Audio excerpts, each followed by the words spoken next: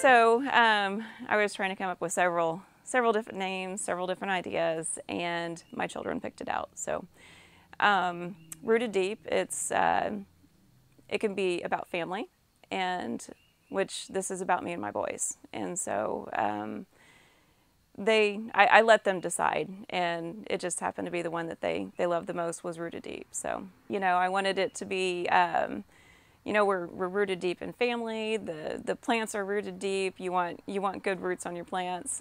So it worked perfectly for several meetings.